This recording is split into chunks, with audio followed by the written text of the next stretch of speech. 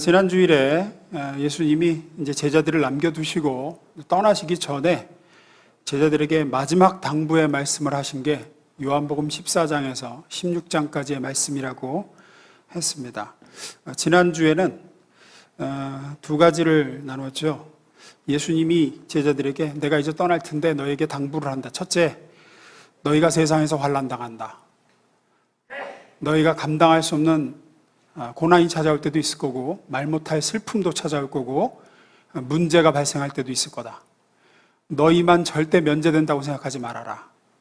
내가 이 얘기를 하는 이유는 너희가 염려에 휩싸이라고 하는 얘기가 아니라 그때가 오면 그 문제에 걸려 넘어지지 않게 하려고, 그런 일이 있을 거라고 미리 알려주는 거야. 당황하지 말라고, 주저앉지 말라고. 왜 예수 믿는 내게 이런 일이 찾아오나, 이런 일이 왜 생겼나, 이러면서 낙심하고 주저앉지 않게 하려고 내가 미리 지금 얘기한다. 그런 날 했죠. 그리고 두 번째로, 그렇게 문제가 탁 생기고 환난이 찾아오고 어려움이 닥쳐오면 아버지에게 내 이름으로 도와달라고 하면 된다. 너희가 지금까지는 내 이름으로 아무것도 구하지 아니하였으나 구하라, 그리하면 받으리니 너희 기쁨이 충만하리라. 도와달라고 해라. 그러면 하늘로부터 아버지의 도움이 너에게 임할 것이고 너희가 그 어렵고 힘든 때에 기쁨이 충만하게 될 거다. 그게 이제 지난주 말씀이고, 오늘은 떠나시기 전 하신 또 다른 당부 중에 하나입니다. 요한복음 15장 초반부에 나오는 말씀이죠. 포도나무 비유입니다. 예수님은 이제 십자가를 지시러 가시기 전에 남겨질 제자들에게 당부하시면서 이 포도나무의 비유를 말씀하세요. 아마 대부분 한 번 이상은 들어보셨으리라고 생각합니다. 대략적으로 말씀드리면 예수님이 포도나무시고 우리는 가지. 가지인 우리의 모든 우선순위는 나무에게 붙어 있는 것. 그것이 가지의 생명과 가지가 열매를 맺느냐 못 맺느냐를 결정하는 요인입니다. 그래서 5절이 핵심 구절이죠. 5절 봅니다. 읽습니다. 시작.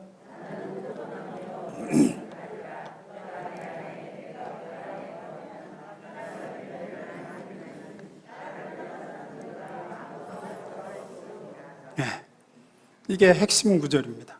나는 포도나무고 너희는 가지인데 너희가 가지이기 때문에 네가 나와 함께 있기만 하면 열매를 많이 맺고, 반대로 네가 나에게서 떨어져 나가면 너는 아무것도 할 수 없게 된다.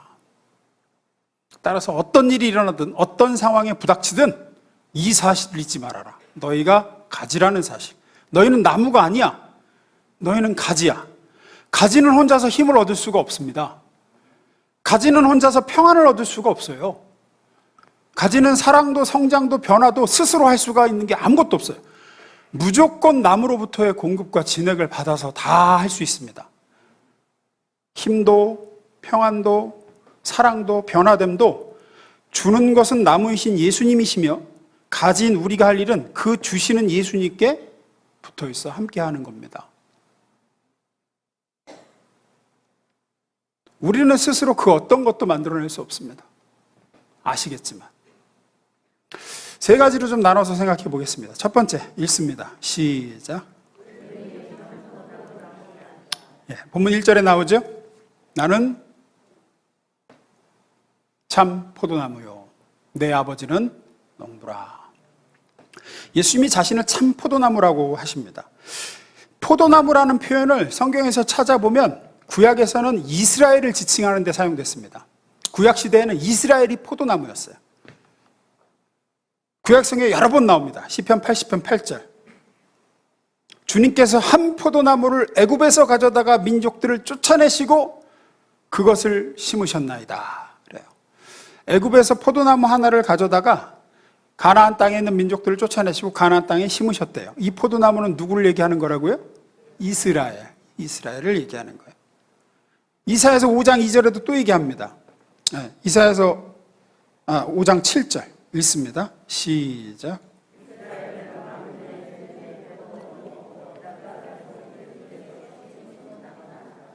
여기도 얘기하죠. 여기에도 많아요. 예레미야에도 나오고 에스겔에도 나오고 수없이 얘기해요. 너희가 포도나무야. 하나님이 심으신 포도나무다. 그러면서 길어서 다 언급 못하지만 에스겔에서는 야, 포도나무가 다른 나무에 비해서 좋을 게 뭐냐?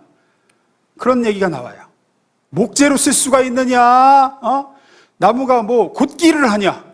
그렇죠? 여러분 포도나무 보셨죠? 포도나무는 유일한 가치가 어디서 발생합니까? 열매예요, 열매. 포도나무는 열매 이외에는 쓸모가 없어요. 그래서 그래요. 땔감으로밖에 못 쓴다고. 열매가 없는 포도나무는. 그래서 하나님은 이스라엘 백성을 애굽에서 데려다가 가나안에 심으시고 열매를 기대하셨어요. 열매를. 좋은 열매를 기대하셨는데 이사야서 5장 2절에 이렇게 나옵니다. 땅을 파서 돌을 제하고 개간을 했다는 거죠. 극상품 포도나무를 심었도다. 그 중에 망대를 세웠고 그 안에 술투를 팠도다. 좋은 포도 맺기를 바랐더니 들포도를 맺었도다. 여기서 말하는 들포도는 머루를 얘기하는 게 아닙니다. 못 먹는 포도를 얘기해요. 못 먹는 포도. 여기서 말하는 들포도라는 히브리어 표현은 사람이 먹을 수 없는 포도를 맺었다. 이스라엘은 하나님이 기대하는 열매를 맺지 못했습니다. 그래서 이제 신약으로 넘어와서 요한복음 15장에서 예수님이 이걸 바꾸시는 거예요. 이스라엘이 포도나무가 아니라 누가? 내가 참 포도나무다. 요한복음 15장 1절. 나는 참 포도나무예요. 여기서 참이라는 표현은 가짜 진짜를 얘기할 때 그 진짜 포도나무 그 얘기를 하는 게 아니에요. 여기서 말하는 참 포도나무라는 이 헬라어 표현은 그림자냐 실제냐 했을 때 내가 실제다 이런 뜻이에요. 구약의 이스라엘은 그림자였고 내가 진짜로 하나님이 원하는 열매를 맺을 수 있는 포도나무다. 지금까지는 이스라엘이 나무였으나 이제는 내가 나무다. 너희는 가지다. 내게 붙어 있기만 하면 하나님이 원하시는 열매가 너희를 통해서 맺히게 될 거다. 이스라엘은 해내지 못했습니다. 이스라엘은 포도나무로서 열심히 시도도 했고 노력은 가상했지만 하나님이 원하시는 열매를 맺지 못했습니다. 그래서 이제는 예수님이 포도나무로 오셨습니다. 그리고 우리를 가지로 자기에게 붙어 있게 하시는 거죠. 우리 스스로 그래서 맺을 수 없는 것을 주님 안에서 주님이 주시는 것을 받아서 이제 맺게 됩니다. 그러면 가지 된 우리는 뭘 해야 되죠? 네, 딱 하나죠. 늘 강조합니다. 나무에 잘 붙어 있는 겁니다. 나무에 잘 붙어 있을 때에만 우리 안에 없는 것을 예수님을 통해서 얻을 수 있고 우리가 만들어낼 수 없는 것을 예수님을 통해서 받아서 이제 만들어낼 수 있게 되는 거죠. 우리 힘으로 할 수 없는 것을 주님이 우리를 통해서 행하시게 되고 도저히 내 노력으로 바꿀 수 없는 것들이 바꿔지기 시작하는 거죠. 내가 포도나무가 돼서 이게 착각해서 가지로서 자신을 망각하고 자기가 나무인 줄 알고 자기가 뭔가를 만들어내려고 하면 안 됩니다. 구약이 이스라엘 같아집니다. 안 돼요. 좌절할 뿐입니다. 내가 기쁨을 만들어내야지. 여러분 기쁨을 만들어내려고 뭐 이런저런 뭐 책을 보고 뭐 다른 모범 사례들을 행복전도사 뭐 이런 거 따라해서 해봐야 소용없습니다. 우리는 나무가 아니기 때문입니다. 못 만들어내요. 평안도 마찬가지죠. 내가 평안해야지 여러분 노력으로 평안이 만들어집니까? 아니에요. 나무 대신 주님께 붙어 주님이 주셔야 돼요. 나의 평안을 너에게 주노니 세상과 같지 않다. 그럴 때 이 평안이 어디서 왔지? 주님에게서도 온 거죠. 주님께로부터. 스스로는 못 만들어냅니다. 아유 진정하자. 평안해야지. 안 됩니다. 우리는 가지이기 때문이에요. 절제도 마찬가지고 뭐 다 마찬가지 다.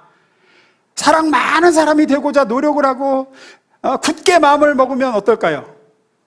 아시잖아요. 그렇게 해서 사랑이 생기지 않습니다. 온유도 오래 참음도 마찬가지입니다. 오래 참음이 가진 우리가 스스로 만들어내려고 해서 되는 게 아니라는 걸 아실 겁니다.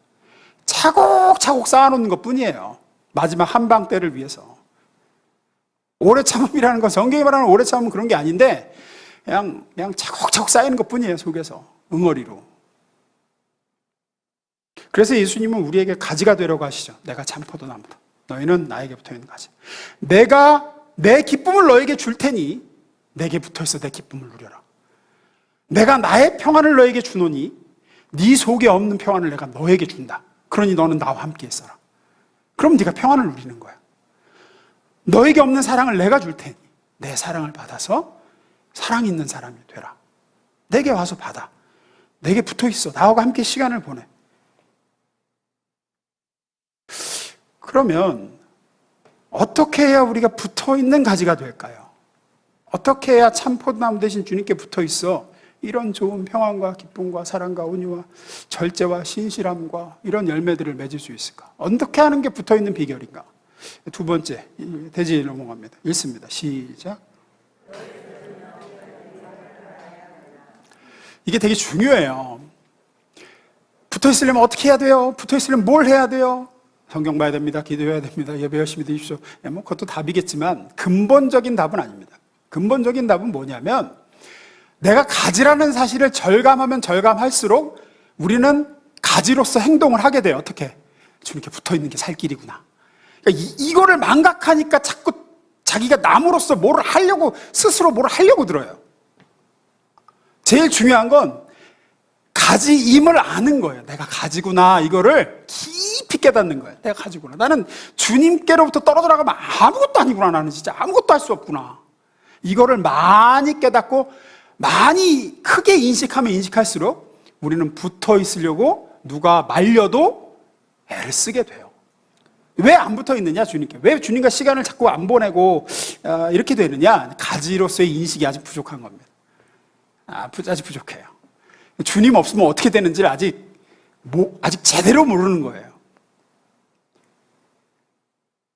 제가 누누이 말씀드리지만 사람은 자신이 누구인지를 알면 어떻게 행동할지가 그 다음에 결정돼요. 자기가 누구인지를 모르니까 그런 행동을 하는 거예요. 존재가 행동을 결정해요, 인간은. 예를 들어서 제가 목사로서의 행동을 하려면 행동부터 한다고 되는 게 아니라 내가 목회자라는 사실을 깊이 깨달으면 깨달을수록 목회자로서 행동을 하기 시작합니다. 삶을 살아요. 내가 목사구나 라는 걸 깊이 인식하면 누가 뭐라고 안 해도 경건 생활을 힘쓰게 됩니다. 왜?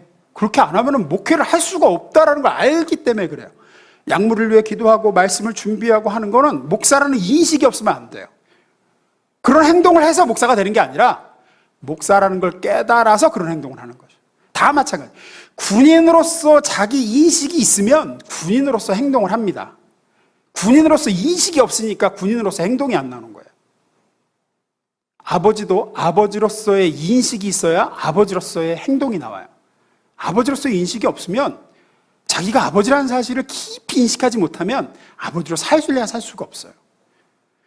예수님은 그 얘기를 하는 거예요. 너희가 내게 붙어 있으려면 가지라는 사실을 깊이 있게 깨달아야 돼. 너희가 내게로부터 떨어져 가면 어떻게 되는지를 알면 알수록 너희는 누가 뭐라고 안 해도 내게 붙어 있고자 스스로 행동하고 애를 쓰게 될 거야. 그래서 예수님은 뭘 해라, 이렇게만 하면 열매를 많이 맺을 것이고 이거 하고 저거 실천해 이렇게 안 하고 너희가 가짐을 알아라. 내가 포도나무 너희가 가자. 너희는 나를 떠나서는 아무것도 안 된다. 반대로 너희가 나와 함께 하기만 하면 너희는 모든 것을 할 수 있게 될 거야. 이걸 깨달아라. 이걸. 우리에게도 똑같이 말씀하세요. 그러니까 여러분이 왜 주님과의 시간을 그렇게 소홀하게 생각하고 주님과의 관계가 멀어져도 별 저거 없이 사냐면 가지로서의 인식이 부족해서 그래요. 내가 주님께로부터 떨어져 가면 어떤 신세가 되는지를 몰라서 그래요. 아직. 가지로서의 인식이 부족하면 나무에 붙어 있으려는 노력 대신 자기가 뭘 열매를 맺으려는 노력을 자꾸 합니다. 가지라는 사실을 깊이 깨닫지 못하면 그래요. 저도 그랬어요. 저도. 그러니까 예를 들어서 이제 주님과 함께 시간을 좀 보내야 되겠다. 내가 좀 주님과 좀 멀어졌다. 내 영성이 좀 떨어졌다 싶어서 저는 주로 걸으면서 기도하는 걸 좋아하니까 내가 걸으면서 묵상하고 주님과 대화를 좀 해야지 생각하고 나가려다가 나가는 길에 책장을 보니까 이번 주 읽어야 될 강흥의 설교 자료가 눈에 들어와요. 양이 상당해. 아이고 저거 다 읽어야 되는데 고민하다가 설교 자료를 읽고 정리하는 쪽으로 결정을 합니다. 그리고 열심히 하는 거예요. 주님, 제가 이거 다 읽었습니다. 이거 공부, 정리. 6시간은 걸릴 거를 3시간 만에 끝냈습니다. 그러면서 스스로 뿌듯해하는 거죠. 왜 그러느냐? 가지로서 인식을 못하고 자기가 남은 줄 알아서 그래요. 자기가 뭘 만들어내려고. 주님과 함께 있는 것을 선택한다면 주님과 함께 걷고 그 시간에 묵상하겠죠? 그러면 주님께로부터 오는 능력으로 그 다음에 이제 뭐를 이제 해야 되는데, 그거를 못 깨달으면 자기가 뭐를 자꾸 하려고 들어요. 주님과의 시간은, 주님과 붙어 있는 시간의 우선순위를 뒤로 미루고 내가 뭘 하는 쪽으로 가요. 제가 목회 초창기에 이런 시행착오 정말 많이 했습니다. 전화부터 하려고 들어, 빨리. 아유, 이 세상에 문제 생겼다. 아니거든요. 멈춰야 돼. 멈추고 주님께 붙어서 주님, 이 사람과 어떤 대화를 해야 될지를 묻고 그 다음에 가지로서 양분을 받아서 그 일을 해야 하는 건데, 이제 그걸 인식하지 못할 때는 자꾸 내가 뭘 하려고 들더라고요. 성도들도 마찬가지입니다. 여러분들도 가지로서의 인식이 부족하면 주님과의 함께하는 시간이니까 주님과 붙어있는 것에 대해서 우선순위를 뒤로 밀어버려요. 그리고 뭐를 하려고 그래, 자기가. 마음이 급해지고. 그도 그럴 게, 주님과 함께하는 시간 같은 경우 가지로서 주님께 붙어 있어서 그분의 음성을 듣고 그분이 주신 공급받고 이런 건 눈에 보이는 결과물이 없어요. 그런 거는 성취감도 없어. 또 해야 될 일은 그 시간에 해야 될 일은 그대로 남아있잖아. 그러니까 마음이 급해지는 거예요. 그러니까 주님과 함께 시간을 보내는 게 제일 중요하고, 그분의 음성에 귀를 기울이고 그분께로부터는 공급받는 게 우선인 걸 아는데도 그거 하고 나면 시간은 그만큼 줄어있고 설교 원고는 통통 비어있고 일이 어디 가는 거라니까 내가 해야 될 일은 그대로 남아있고, 이렇게 생각하게 되는 거죠. 이제. 이렇게 생각하는 이유는 가지임을 깊이 깨닫지 못해서 그런 겁니다. 가지임을 깨닫지 못해서 그래요. 그 모든 일을 할 수 있는 능력이 주님께로부터 온다라는 사실을 우리가 깊이 인식하지 못하니까 자꾸만 남으로서 자기가 뭘 하려고 드는 거죠. 그래서 이걸 깨달아야 돼요. 3번째 읽습니다. 시작. 대단히 중요한 사실이죠. 내가 주님께 붙어 있으면 주님이 일하시는 거죠. 주님이 일하세요. 분명하게 말씀하시죠. 요한복음 15장 5절 읽습니다. 공동번역으로 시작.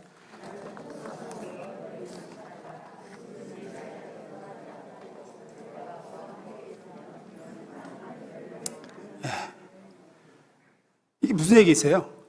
우리가 가지된 자로서 주님께 계속 붙어 있으면 주님께서 일하실 것이라는 말씀이에요. 주님이 일하신다. 내가 일한다.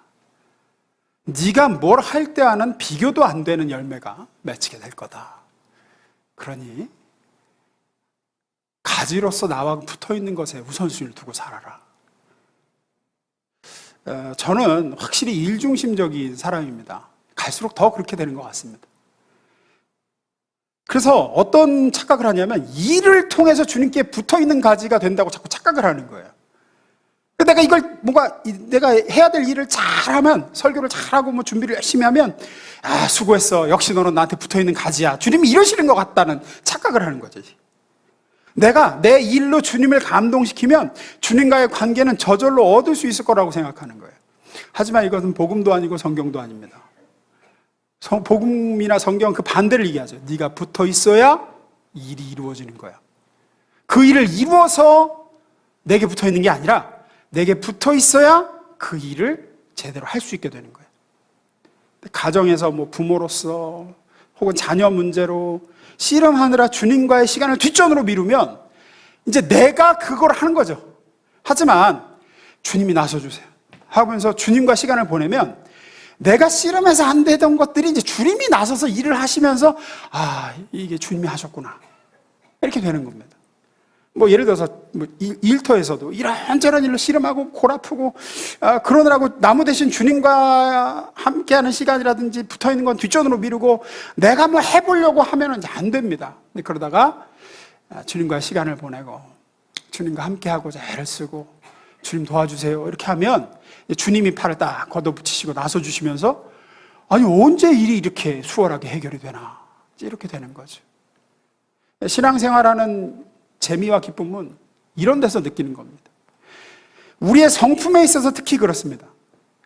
내가 내 성품을 좀 바꿔보려고 아무리 애를 써도 안 되는데, 내가 가짐을 깨닫고 내가 나를 바꿀 수가 없구나. 주님이 바꿔주셔야 되는구나. 주님과 시간을 보내면서 주님과 함께함에 우선순위를 두고 삶을 살다 보면 주님이 자연스럽게 이제 나를 바꾸시는 거죠. 갈라디아서 5장 22절 23절입니다. 읽습니다. 시작.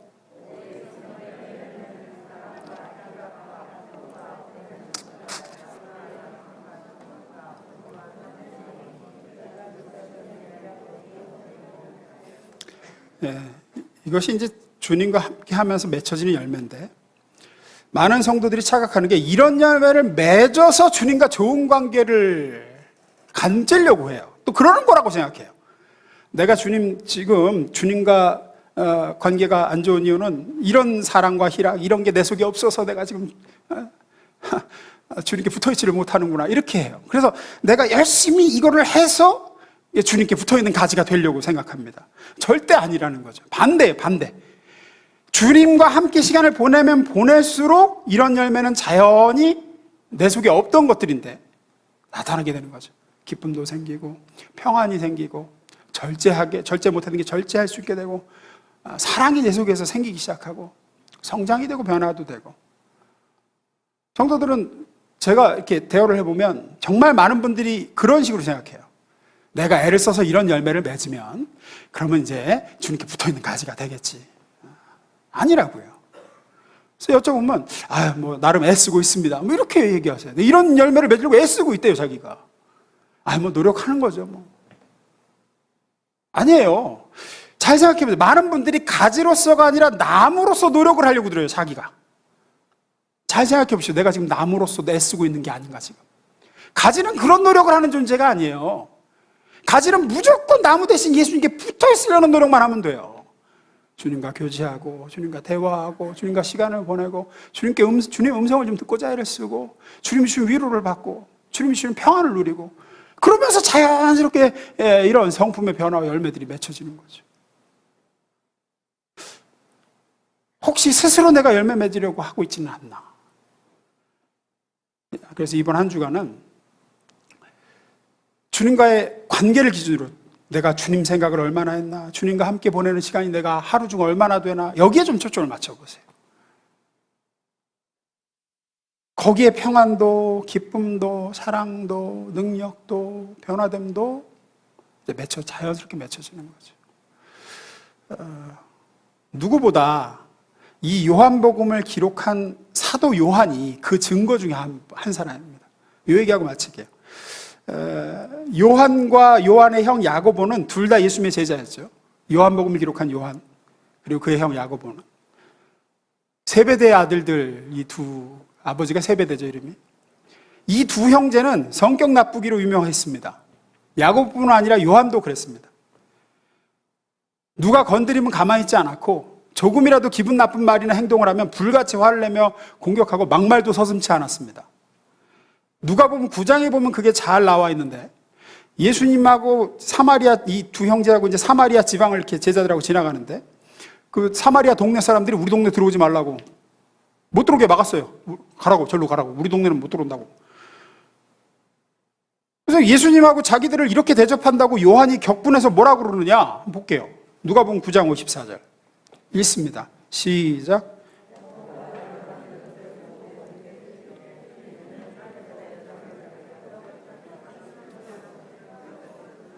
이렇게 얘기를 해요. 동네 못 들어오게 했다고. 이 한 가지로 이 요한의 성품이 어땠는지 보이시잖아요. 아니, 동네 좀 못 들어오게 했다고 불을 내렸다가 이 사람들 태워버리는 게 어떻겠습니까, 주님? 싹 다 불 싸질러서 그냥. 그래서 예수님이 꾸짖는 장면이 나옵니다. 에이, 아무리 그래도 그렇지. 저 동네는 꼬맹이들도 있고, 젖먹이도 있고, 근데 동네 못 들어오겠다고 불사질러 죽여버리자니.